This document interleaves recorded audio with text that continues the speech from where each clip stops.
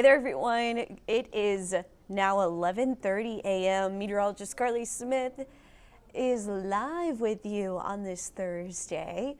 Temperatures are warming up.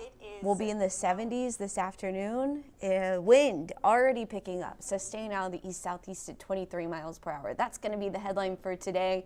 Even though it's a beautiful day, humidity is going up, but the wind still has us at an elevated risk for fire danger.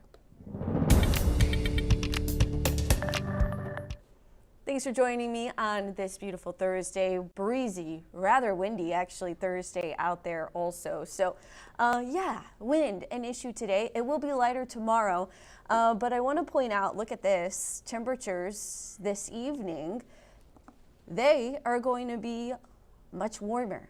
That's because our humidity is going up as we are looking ahead to the night. With higher humidity, our temperatures do not cool as efficiently.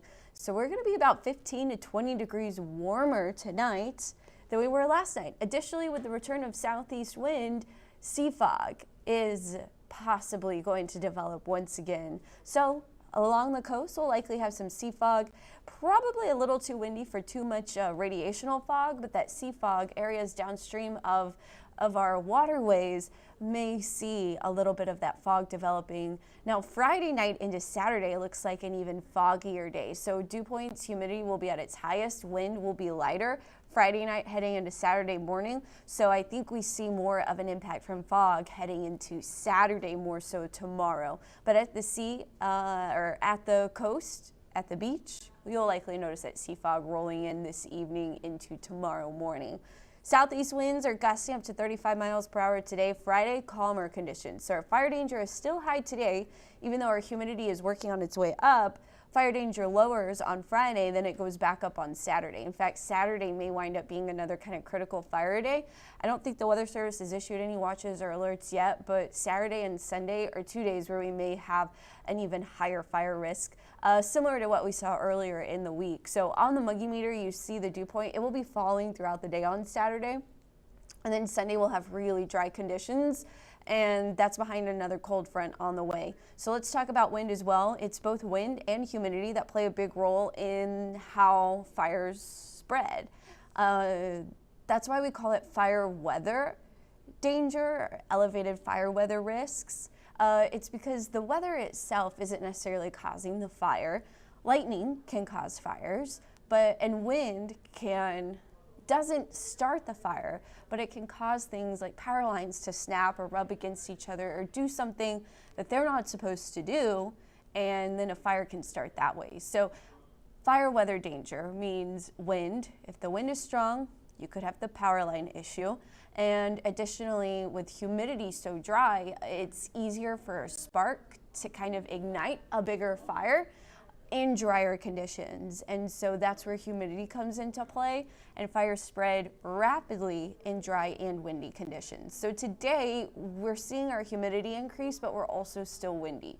So it's not a double whammy, but it is an elevated risk. Friday, much lower risk, high humidity, lighter winds. Friday's a good day.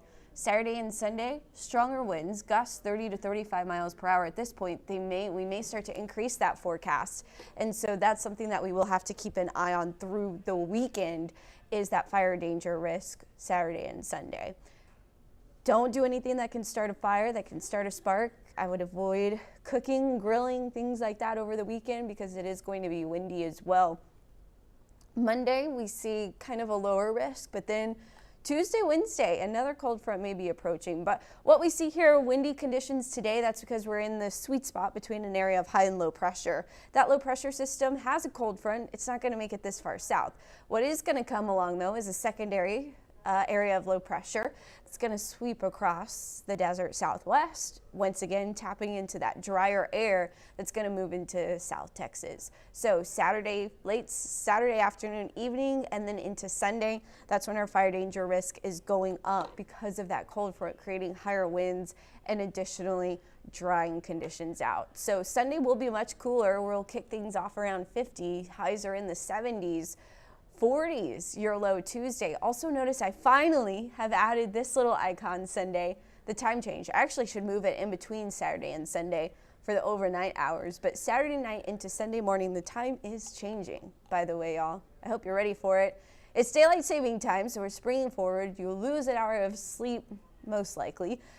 Check your smoke alarms. It's always a great thing to do. Just go ahead and change the battery out so you don't wake up to the burp, that annoying chirp. That's never fun. There's no S, by the way, at the end of daylight saving time. It's just daylight saving time, not savings time. And your sunrise is going to be a little later, 7:45 a.m. And the sunset will be later, which will be nice, 7:35 p.m. That's all I have for this live update. Don't forget about the time change, y'all. Continue to practice your fire safety. That's going to be important all spring long as we stay dry and we have these windy and dry days ahead of us behind the cold fronts.